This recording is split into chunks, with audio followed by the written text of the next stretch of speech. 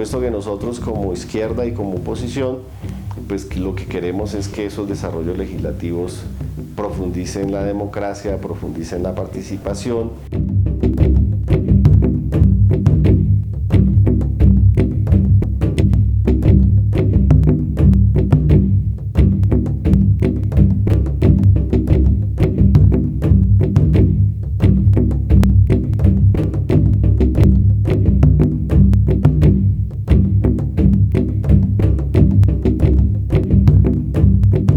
Bueno, nosotros dejamos muchísimas constancias frente al Código Nacional de Policía. Es bueno que ustedes sepan que el Código de Policía vigente tenía 46 años. Es un código del año 70 que era un decreto de estado de sitio convertido en legislación permanente. Es decir, nunca el Congreso había expedido un código. ¿Cuál es la crítica? La crítica es que este código fue hecho por policías para darle facultades exorbitantes a la policía, y el Congreso no hizo un análisis acucioso de este proyecto, lo cual se tradujo en que en Comisión Primera se votaran 173 artículos en bloque, o sea, sí o no, y 119 en plenaria de Cámara, sin el suficiente debate. Las críticas al código tienen que ver con esas facultades que se le dan a la policía para muchos temas. Un primer tema es el de las capturas administrativas. Permitirle a la policía detener niños, niñas, jóvenes, adolescentes en los toques de queda, permitirle a la policía capturar indigentes, permitirle a la policía que capture personas que pueden estar ebrias o que pueden haber consumido drogas psicoactivas. Son medidas que pueden terminar en represión o para trasladar las personas para su protección, entre comillas, o para trasladar personas para aplicar medidas correctivas de policía. Todo esto se va a traducir en capturas, y en capturas seguramente de gentes de los sectores más pobres, más populares y de los que son más discriminados usualmente por la policía. El tema de los allanamientos es otro tema. Nosotros consideramos que la policía solo debería entrar en una emergencia a una casa cuando haya que protegerle la vida a alguien o cuando alguien se encuentre en una situación de peligro, en una situación de riesgo inminente contra su vida o porque esté pidiendo auxilio o alguna situación. Pero el Código de Policía trae 14 causales sobre las cuales se podrían hacer allanamientos por parte de la policía, causales muy genéricas como la salubridad o como verificar si se están violando los derechos de niños y niñas, de mujeres o de adultos mayores o de personas con discapacidad, o verificar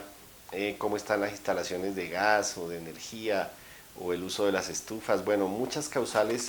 que se pueden prestar para que policías reales o policías falsos ingresen a las viviendas de las personas. Creemos que esos temas son también inconstitucionales. El tema de la protesta, pues, y las limitaciones a la protesta. El tema del uso del espacio público versus el derecho al trabajo. Muchos artículos hacen referencia a criminalizar el uso del espacio público. Eso se va a traducir en la policía persiguiendo a los vendedores ambulantes,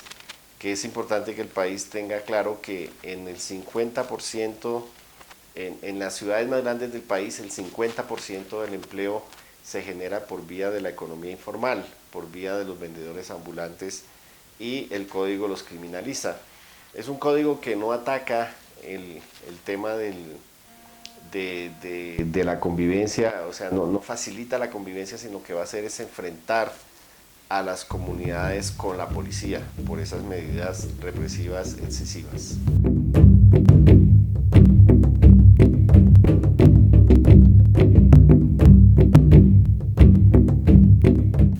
Bueno, el Código de Policía en el tema concreto de la protesta social,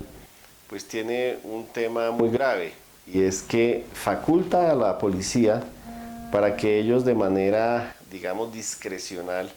valoren si una protesta pacífica, si una reunión, si una manifestación potencialmente viola la convivencia. Es una facultad muy abstracta porque permite que la policía, en una valoración muy abstracta, disuelva manifestaciones públicas. Esa parte es muy grave, es decir, no solamente es grave el que los manifestantes tengan que informar 48 horas antes que van a manifestarse, porque eso tiene que ver también con la posibilidad de garantizar la protesta y la manifestación espontánea, que son derechos fundamentales. El requisito de que sean 3 personas el que soliciten el permiso, pero lo más gravoso desde mi punto de vista es que se sigue criminalizando el uso de las calles, el uso de las vías, de las plazas para la manifestación y la protesta. Por eso es que nosotros habíamos solicitado que se desmontaran figuras como el SMAT, habíamos solicitado que este tema no quedara en el Código de Policía. Logramos meter algo que es los gestores de convivencia, que ha sido exitoso de alguna manera en Bogotá, y es que antes de que haya policía o haya SMAT, deben haber unos gestores, unas personas civiles, funcionarios administrativos, que ayuden a controlar, digamos, y a dialogar entre las autoridades y los manifestantes para evitar enfrentamientos violentos. Por lo tanto, básicamente la transgresión fuerte es esa. Nosotros también habíamos propuesto que se derogaran 2 artículos de la Ley de Seguridad Ciudadana que establecen que bloquear vías es un delito, porque eso es incompatible con lo que dice la Constitución y el mismo Código de Policía de que la manifestación es un derecho. Entonces, este es un tema también muy polémico en el Código Nacional de Policía que se acaba de aprobar en el Congreso.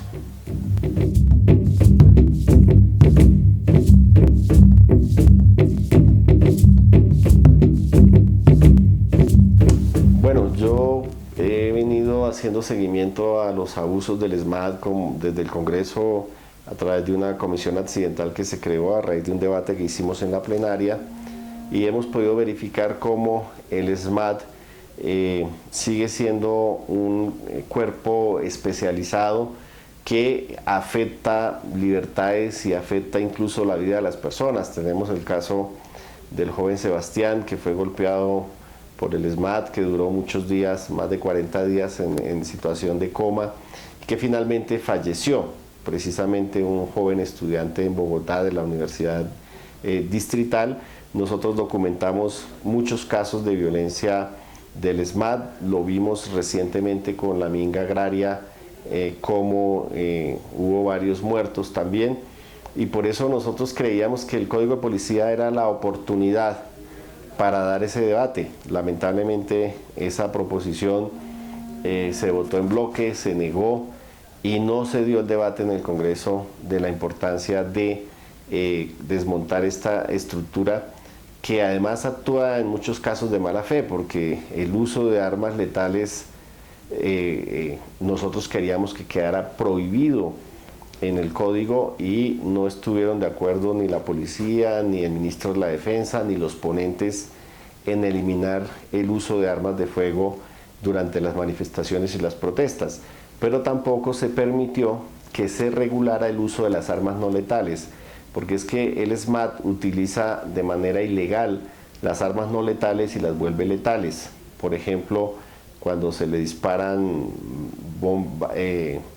balas de gas o gases lacrimógenos sobre la humanidad de las personas a poca distancia, o en el manejo de las taser o de otros mecanismos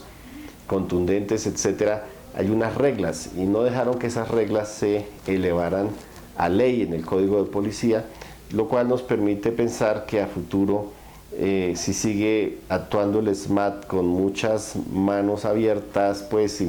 sin controles, porque la propia Procuraduría ha reconocido que no hay controles sobre el uso de la fuerza del SMAT,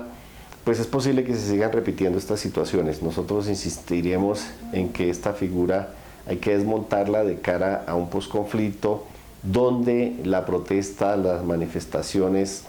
las reuniones pues deben ser muchísimo más fuertes que lo que ha sido históricamente la protesta en Colombia.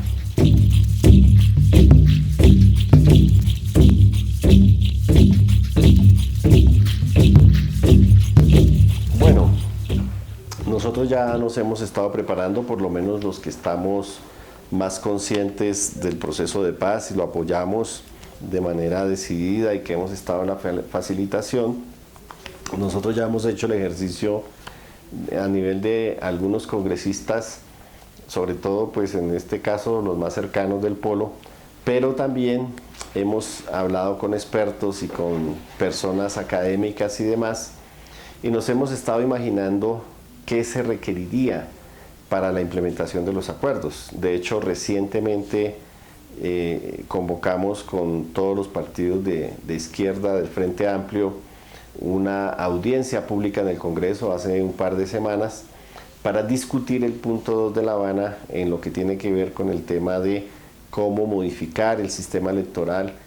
cuáles serían los contenidos de un estatuto de la oposición y cómo garantizar digamos una transparencia en todos los procesos electorales, cómo implementar el voto electrónico, la financiación de las campañas, acceso a medios, bueno, muchos temas. Entonces creo que nos hemos estado preparando de esa manera porque tenemos claro que el 20 de julio inicia, yo le pondría el título, la legislatura de la paz o la legislatura de la implementación de los acuerdos. Se tienen que producir varias reformas constitucionales, reformas legales, leyes estatutarias, si realmente el gobierno quiere cumplir los acuerdos. Y eso implica que en cada uno de los 4 puntos que están acordados hasta hoy, pues se tenga una agenda legislativa. Yo creo que el Congreso estuvo el año pasado en La Habana y se comprometió a que el Congreso iba a respetar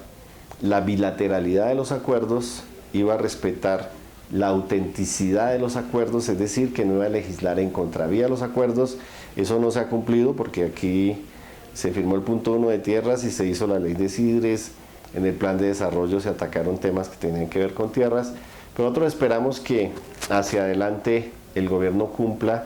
con los desarrollos legislativos y obviamente todo eso va a pasar por el Congreso. Entonces las diferentes comisiones y las plenarias debemos aplicar el procedimiento que establece el acto legislativo que se acabó de aprobar, que reduce los términos para expedición de reformas constitucionales, expedición de leyes,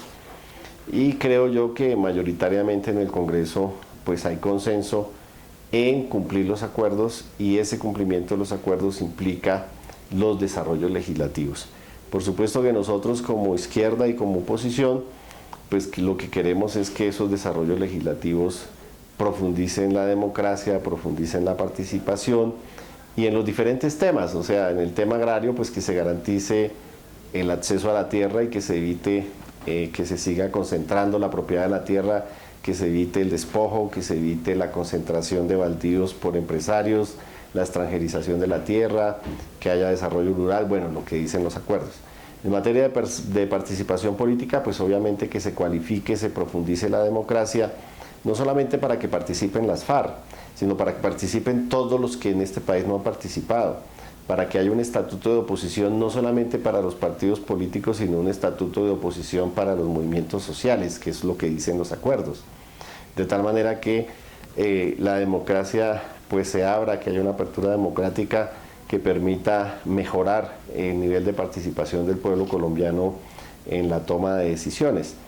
Lo mismo que en política antidrogas, pues generar las políticas que se requieren para la erradicación manual, voluntaria de los cultivos, las políticas de generación de empleo para estas poblaciones, etcétera. En el punto de víctimas, pues mucho más complejo, la Comisión de la Verdad, la creación del Tribunal de Justicia para la Paz, bueno, todos los mecanismos para la no repetición, para la reparación a las víctimas. Todo esto va a demandar grandes esfuerzos legislativos. Nosotros pues hemos estudiado los acuerdos e incluso hemos hecho matrices